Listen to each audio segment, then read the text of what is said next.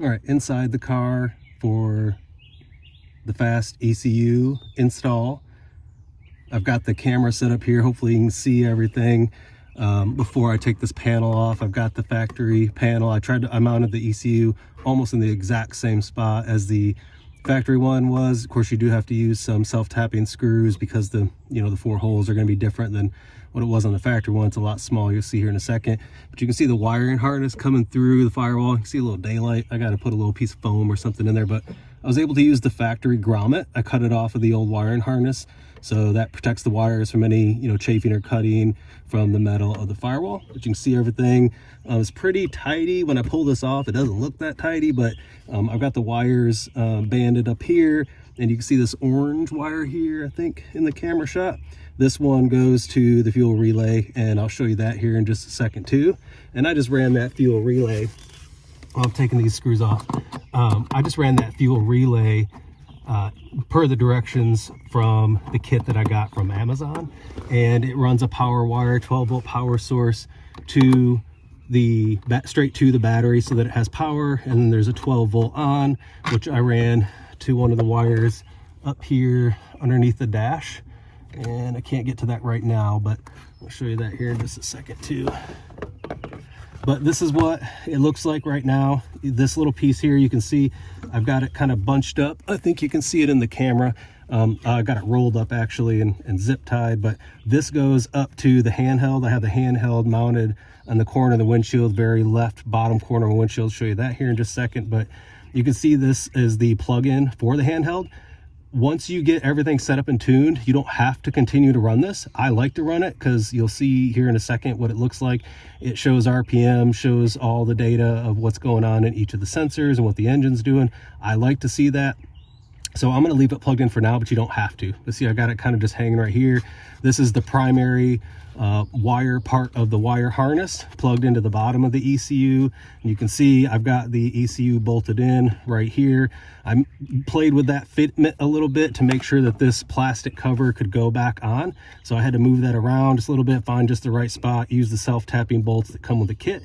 And I did put some rubber washers behind or in between the ECU and the side wall here of the metal of the body of the car, just to give it a little added extra vibration protection.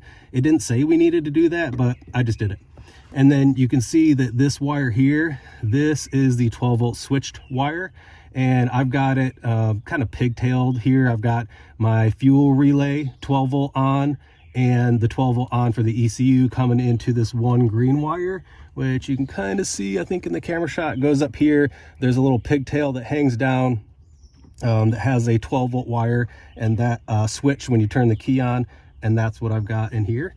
And then this orange wire, and actually you can pull this down. I haven't screwed it in yet, but this is my fuel relay, and you can see the orange wire goes straight back to the fuel pump. So that is ran up under the dash, across through the center console area, and then back to the fuel pump, runs right through the back, under the back seat. I have the 2+2. So under the back seat floor and down through the factory hole. The hole's already there, and runs straight to the fuel pump on the positive side. That was easy. And then it's just grounded to the body. The fuel pump is. And then there's also a ground wire here that runs up to the ground on my battery.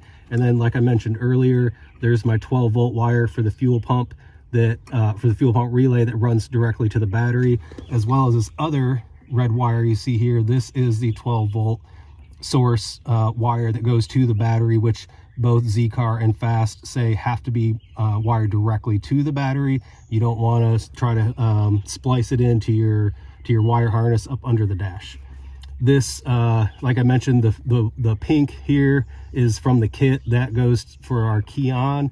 And then there's a couple of other wires here. I believe they're for if you want to add a AC and fan. So that helps, I'm sorry, AC and electric fan, cooling fan for your radiator. You can add those. And yeah, so that's pretty much what the wiring looks like. I'm still, I'm not 100% happy with how it's kind of, some of it's kind of hanging here. I still do need to mount this fuel relay onto the body. but everything is operating right now. So right now this is just a tad bit temporary, but for the most part, I mean, I've got this in here. I know it looks a tad bit messy, but I tried to roll up, I didn't want to cut any of this wire at this point. I don't have an electric fan on my radiator, but might do that in the future, so I left that. And then same for the AC. This car had AC, but I removed that. Just less weight, less draw on the engine. I didn't want that on there. I do live in a hot environment, but I just tough it out. I like to want a little more, maybe get a little more power out of it, not having that AC on there, less things the engine has to turn. So that's what it looks like underneath. I'm gonna put this cover back on. One thing I did forget to mention on the engine bay part was, I'm gonna come back up here, got the car outside now. When I was talking about the spacers on the header and intake, I meant to say stepped spacer, because if you can see, the header is a different thickness than the intake. So that's what I was talking about with those spacers. I meant to say step spacers. They do offer them on Z-Car Depot. You have to get measurements of your intake, so the thickness right here, and they should be able to tell you, they know the thickness of the plate here for the header, so they can tell you which stepped spacer you will need. And then I switched all the stainless, so most all my bolts, you can see I've switched everything to stainless. Just don't want that stuff rusting again. I did use some hose clamps here and took advantage of the bolt holes and the bolts on the valve cover to kind of tidy up this braided fuel line there. There was one other thing I wanted to mention. I can't think of what it is right now. Oh, the fuel pressure regulator. I did say I put it back in line. I wanted to make sure I mentioned that it's best to have it after the fuel rail, not before. So I know it's on this side of the firewall, on the engine wall, on the side here by the strut tower, and that's intentional because I've got it runs after the fuel rail, and then to the return line that goes back to the tank. So that is it for the install. If you have any questions or comments or want to know why I did what I did, or again, I'm a kind of backyard novice tinkerer, but I wanted to dress up, clean up, and make this more reliable. Was having a lot of issues with the factory fuel system. I know a lot of people will bag on the fast kit and say, you know, you can't do a lot with it, it's garbage. The one thing that is right is that you can't do a lot more in terms of performance mods like turbo and things like that. It doesn't offer a lot of tunability, but for a person like me who wants to just replace the factory EFI system and get a good reliable system and I'm not worried about adding performance mods at this stage. I've only owned the car for a year, may do that in the future, but for now, for the price and for how easy it was, in terms of just plug and play, and it coming with all the pieces that I needed, minus that fuel relay. It comes with that pipe, like I mentioned. It just made things easy for me. It was easy to tune. And one last thing I wanted to mention, and when I say tune, I input all the settings. Z-Car gives a sheet that tells you all the settings you have to put in there, as well as there's recommended settings that Fast tells you to put in there. But one last thing I wanted to mention, on the very bottom of the throttle body, and I don't know if you're going to be able to see it in here. Shaky camera, I hate shaky camera videos. You can see the bottom here. I did the BCDD delete.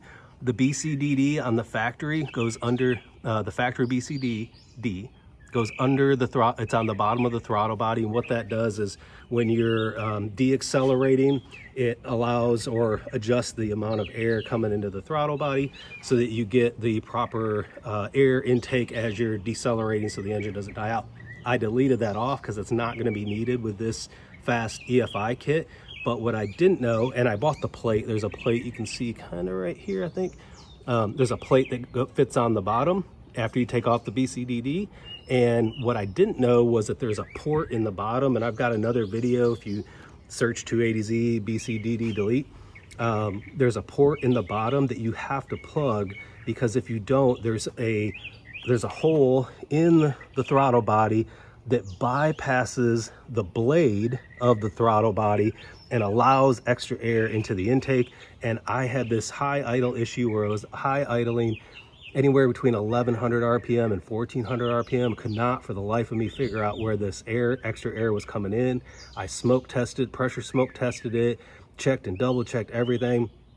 And then someone on a Facebook group, a Z-Car Facebook group, said, hey, did you plug that port in the bottom? I didn't, so didn't even know I had to do that. So I pulled the throttle body back off, and you can watch that in the video where you got to plug that port in the bottom, and then you slap that plate back on there, and it was good to go. I had a couple of settings I had to put in the handheld. This is, I think, the last thing I'll show you before I end this video. But on the handheld, let me give it a little key on here and we'll see what it looks like. I'm going to turn the key here. They also mentioned when you first turn the key, you give it a second because it does a pre-squirt. The fuel injectors do a pre-squirt for the idle up on the start. So let me kind of get this camera stabilized here. So this is what I was talking about being able to see the live data. I like this feature. I'm not sure if the other kits like Mega Squirt and Haltech, I don't know if they come with something like this. Maybe they do. I just didn't know. But I like that it has all this. There's a screen called Master where this is going to show everything. This shows my air fuel ratio, my air fuel ratio target, my O2, my IAC, my RPMs, my coolant temp, my battery, my manifold absolute pressure. That's the MAP sensor that I was talking about earlier, my air temp. So I get a good reading of everything here. Also, when I'm running, that's not running right now, so this is why this is showing up here. I just have the key on. But when I'm running, this shows you and lets you know that your air fuel ratios are in the target range you're supposed to. On the setup, and I'll show, actually I think I'm going to do another video on the setup because this takes a couple of minutes, and this video is already 11 minutes plus the other 8-9 minutes that I did on the install and what it looked like under the engine bay. So I'm going to wrap this one up. We'll do a separate video on the setup.